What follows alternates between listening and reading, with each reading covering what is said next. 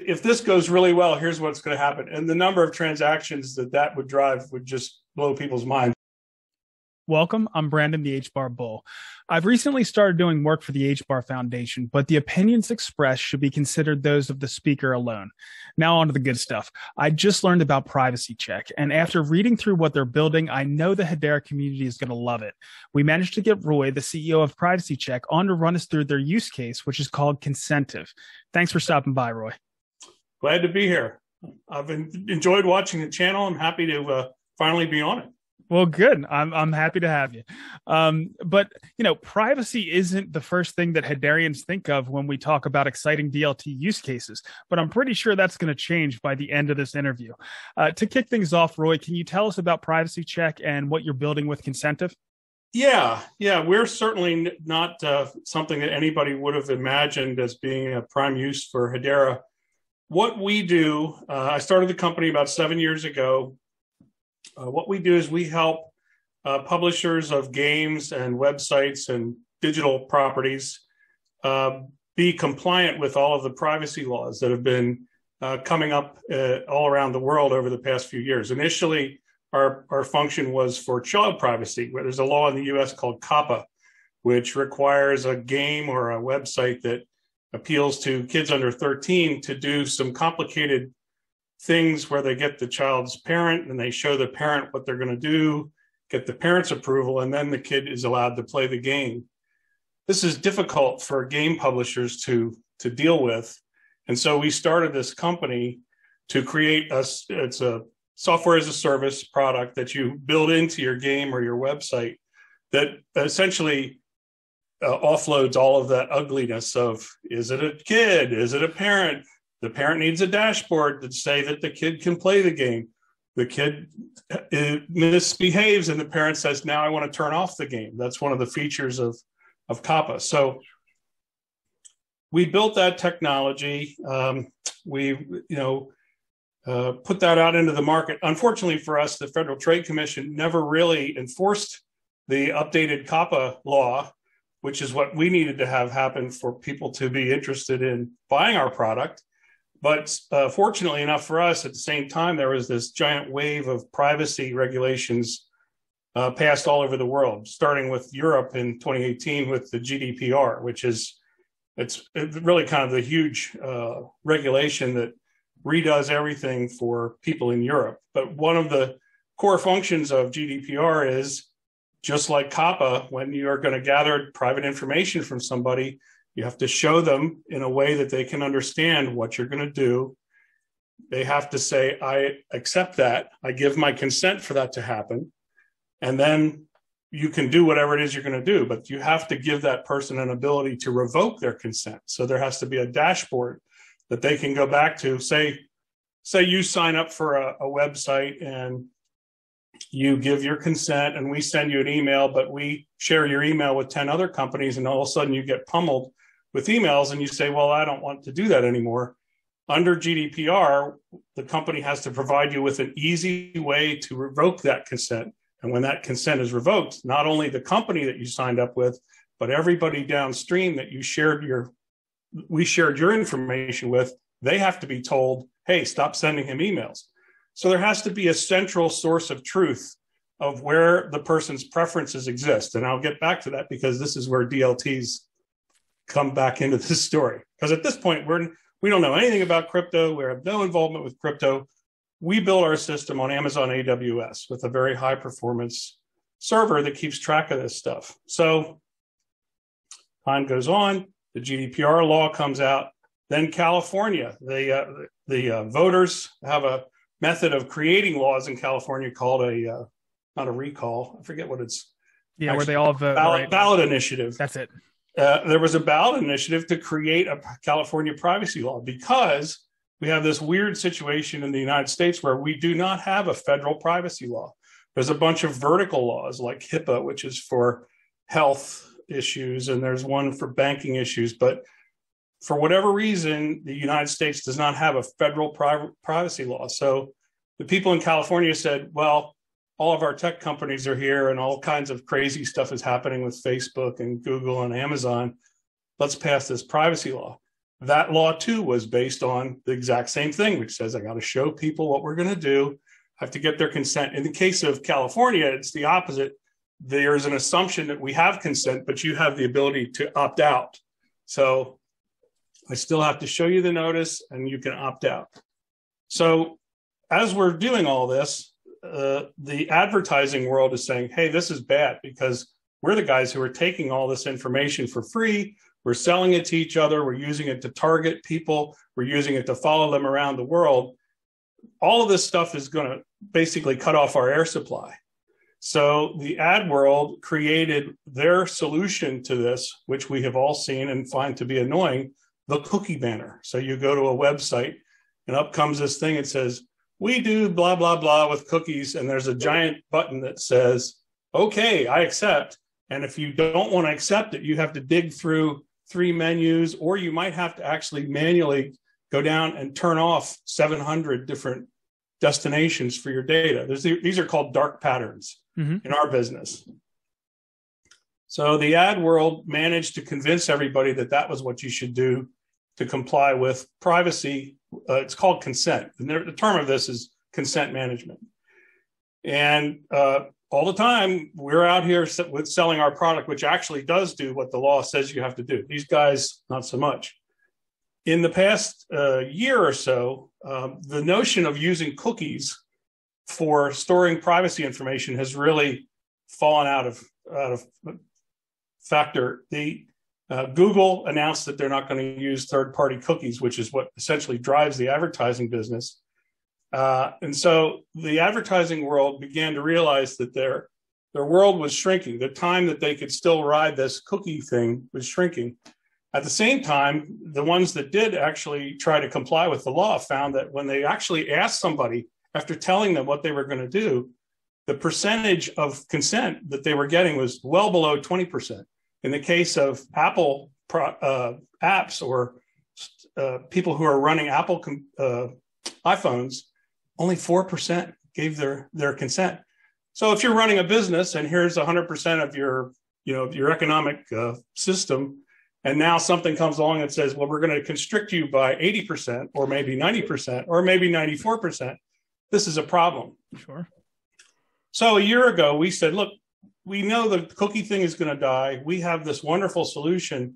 But the real problem here is not that people have to do consent. The problem is that the advertising revenues that drive all of the content, all the great sites that we go to, the free email, the Gmail service, the Yahoo, all that stuff is driven by advertising. And that whole economic system is now threatened by the fact that the advertisers have had their economic flow reduced by 70, 80, 90%. How can we fix that? So we came up with this idea. Well, let's look at what Brave has done. The Brave browser is a privacy-focused browser that people use. And Brave got the idea, look, why don't we have a walled garden of advertisers that work with our system that when somebody looks at an ad, they'll get paid in a coin, which is called the Brave Attention Token, BAT. This was launched in 2019, and it's actually been quite successful. Brave has 50 million people using its browser, and almost 10 million of them participate in the BAT ecosystem. So that's 20% uptake. And they're putting like millions of BAT tokens into that system every day. So that's kind of the proof to us that if you give people an incentive to do something and explain what you're doing honestly, a good percentage of them will participate. So we came up with this need. We needed to have a technology that could handle the very high number of transactions that are caused when you start looking at how many ads are delivered per second.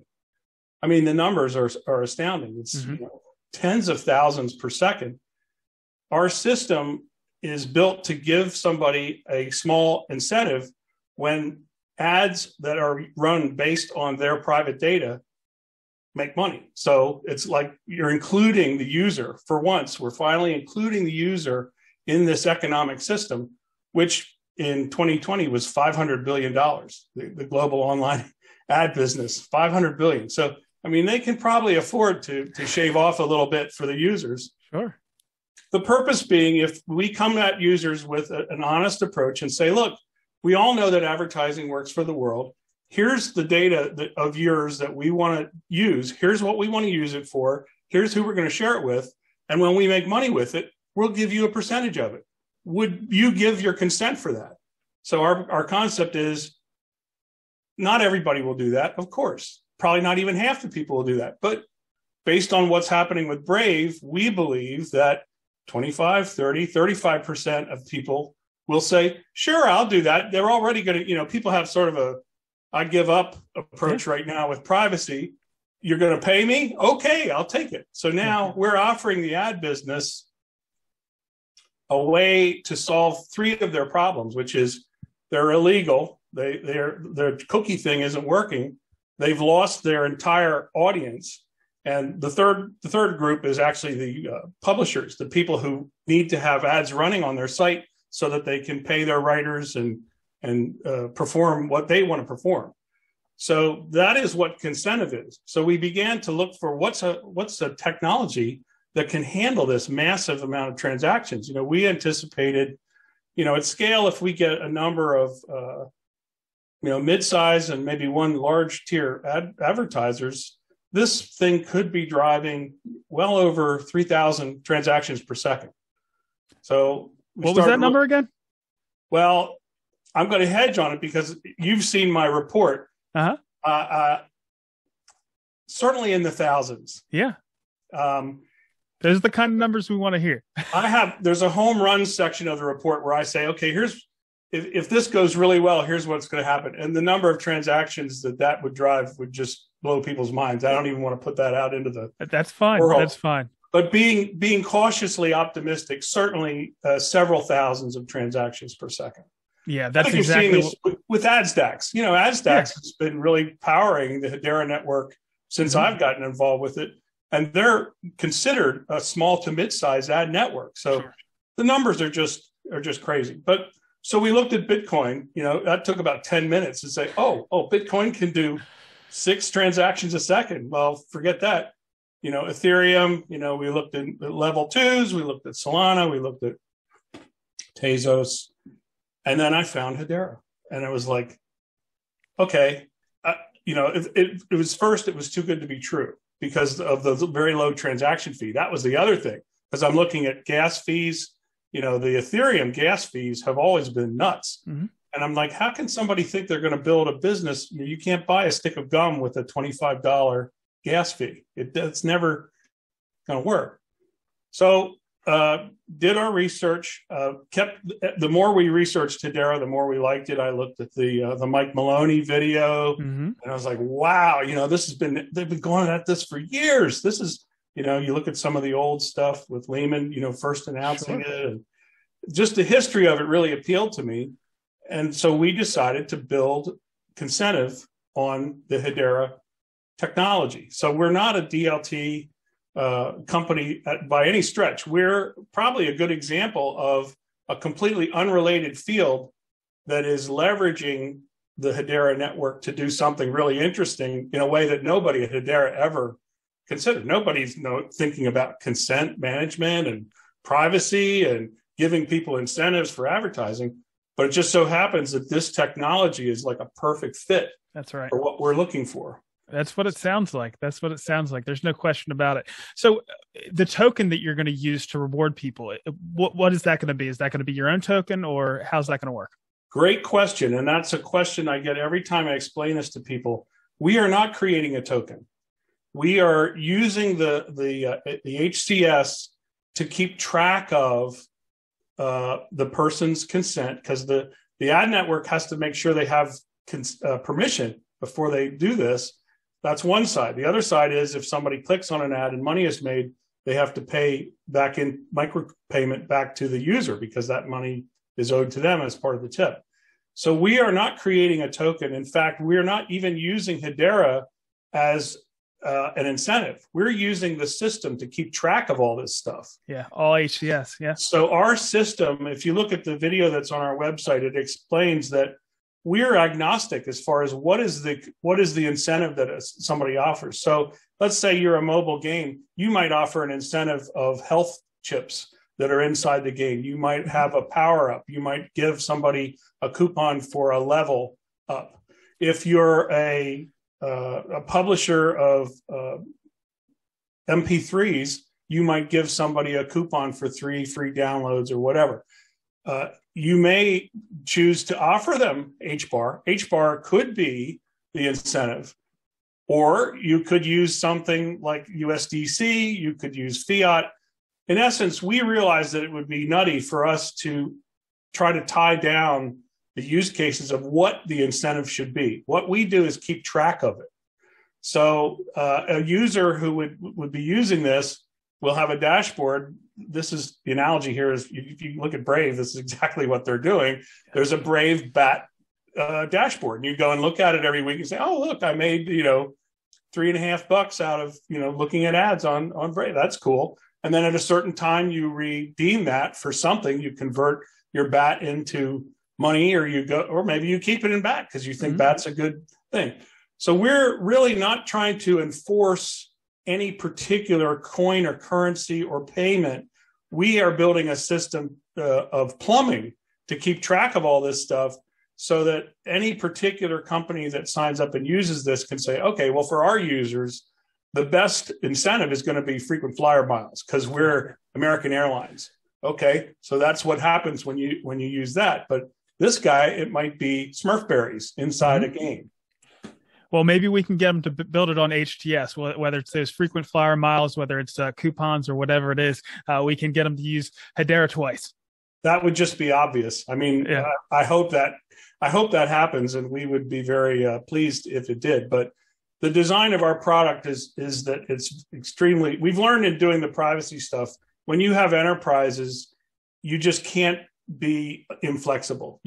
Some enterprises want to have their name on the dashboards. Some enterprises don't want to have their name on the dashboards. It's got to be a generic dashboards. It's just whatever way you try to enforce, somebody always wants to go the other way. So we've learned, design the thing to be super flexible.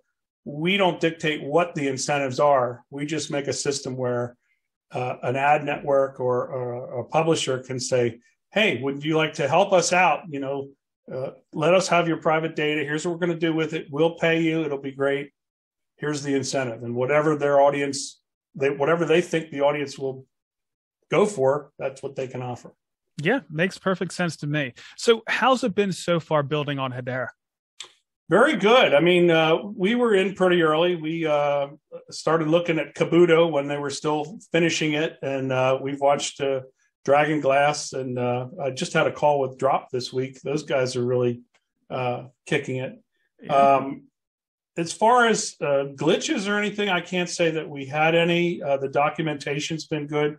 We come from a software development background. The previous company, we actually built a platform to make it easy for people to develop mobile games. So we're very familiar with writing APIs in a way that developers want to see them. So we ourselves have an API. So to run the PrivacyCheq, the core product is called ConsentCheq. The new product that we're talking about here is called Consentive. But we have an API for ConsentCheq, which has been in use for several years. So I would say it was everything we expected. There were no surprises, no glitches. We enjoyed using the test network. I mean, that was kind of new because we're not crypto guys, but makes perfect sense. And I have nothing bad to report. It was wonderful. Well, good. That's good to hear.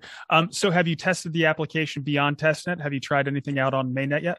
Nope. Still, as I say, we're still in the middle development phase where we're now scaling this up. So we've been living all on the testnet. We haven't had an occasion to put it out into the real world yet. But obviously, we're really looking for like a marquee development partner that wants to be the first guy out with this. Mm-hmm. So I'm talking to some ad networks, and the launch, which is coming out, it's announced today. Hopefully will bring us some interest from people. These ad guys, really, their tail feathers are on fire right now because the regulators are coming at them for privacy at the same time as their revenues are dropping. Like, Facebook announced a $10 billion revenue shortfall because of Apple's tracking thing. and it triggered a $230 billion loss. Largest in history. Largest in history. Okay, now we can say privacy is actually moving some blocks around on the pavement. So I think we're going to get some people's attention in the ad business because it's a pretty good solution. I mean, it gets them out of trouble with the regulators. It increases where they are on terms of consent from maybe 10% to maybe 30, 35%, 3x. And it continues to make the publishers who depend on it, able to survive. So, we totally didn't set out to do this. This has really been it just sort of opportunistically happened that the whole cookie thing, evaporated at the same time as all of the enforcement is happening with privacy. And then here comes Hedera, which we could not do this without Hedera. There's no way. Even Amazon AWS couldn't take the transaction load that our system is going to have when we get a couple ad networks going. Yeah, when you start talking about things like with $1 trillion at the end of it, so you have a $250 billion market cap loss with Facebook due to this, it's certainly moving some blocks around, like you said. Yeah, we didn't talk about one thing I should mention is in the land of Hedera, I have my coin right here. I keep it on my desk. In the land of Hedera, we care about account creation. That's one of the things that the foundation is very concerned about. This system will drive a lot of accounts because of the numbers of people. If we get, a tier one ad network has, maybe 80 or 100 million that they talk to, figure a 10% uptake. 8 million people sign up for this. That's going to be 8 million Hedera accounts. Right now, today, we're approaching our first million. So if we're successful with this, this is really going to push the ball pretty far with Hedera. Yeah, I like to hear those numbers. That's for sure. So you said that you're launching, you're ready for customers. When do you think you might get some interest and actually be able to start to put transactions on the network? Well, we're currently shooting for September, and that's subject to quite a few, question marks. Like I say, we're still in development. We're still raising money to launch this. The grant that we got from the foundation was helpful, but it wasn't everything that we need to get this product out into the market. So I would say definitely, if not September, in the fourth quarter. I gotcha. So it's coming. There's a few good launch pads. Outlier is out there, and the new Hashgraph Association out of Switzerland. They might be able to give you some help as well. We have I think we talked to one of them, and they were quite interested. But the grants that are typically being thrown around by any of these organizations are not the kind of grants that you don't still have to go raise capital. I mean, these days it takes millions of dollars to do pretty much anything. Yeah. So while it's great that those guys are doing that, unless somebody shows up with a $5 million check, then you still have to go and raise money in the traditional way. I gotcha. So how will participants be able to get involved and receive rewards when this goes live? Well, it depends on who the customer is. If our first customer, let's say our first customer is a publisher, like I'll just pick somebody out of thin air. Let's say it was top level publisher, Wall Street Journal. I mean, I'm not talking to them, but what would happen is that the Wall Street Journal would begin to run ads and say, hey, we would like to give you a better experience and actually pay you for being part of Wall Street Journal. Would you like to give us more information about yourself and then get paid when that information is used? So there's going to be a story that they tell for people. And obviously, I don't say a lot, 50% or 100% of people are going to go for this. Not everybody will, but more than 10% will, because people these days are looking, oh, yeah, sure. I think my privacy is already being stolen. So if they're going to pay me, why wouldn't I do that? Sure. That's why Brave, frankly, has been so successful. Mm-hmm. So if the publisher is the creator of this, they're going to be the ones that pick what the rewards are based on who their demographics are. And they'll be responsible for actually marketing this. They won't call it Consentive. It'll be, this is the Wall Street Journal's incentive program or whatever they want to call it. We'll pay you whatever. We're very happy to be in the background and just provide the plumbing. Hedera as well. Yep. Exactly. Hedera is even further in the background. You're right. Yeah. But in the case, let's suppose it's an ad network. Now you have one ad network that is displaying ads in all sorts of places. What they will do, because they're an ad network, they have an ability to run ads for free. So they'll run ads that say, hey, in this space, would you like to make some money while we're showing you ads that mean more to you? So if you look at our website, which is www.consentive.com, there's actually a sample of this type of an ad that an ad network would run, where it says, help us help you. If you give us your consent, you'll get a piece of the action when we make money with your data. It's kind of makes sense to a lot of people. Yeah. So the way people will be onboarded, PrivacyCheq will never be sending out mails to people or doing anything like that. We have built a background infrastructure, and the companies that use this will sell it to their user bases in whatever way makes sense to them. Yeah. And I can't really predict beyond what I just told you how that'll be. Yeah. So, Roy, what you're telling us is music to our ears. Is there anything else you'd like to pass on before we let you go? It's been a tough couple of months to be an HBAR holder. I am what they call an HBAR-barian. I think this is just a wonderful time to top off your bag because, I think the future is so bright that we all need sunglasses. That's it. Well, Roy, I appreciate your time. Thank you so much for coming on, and good luck. Thanks, Brandon.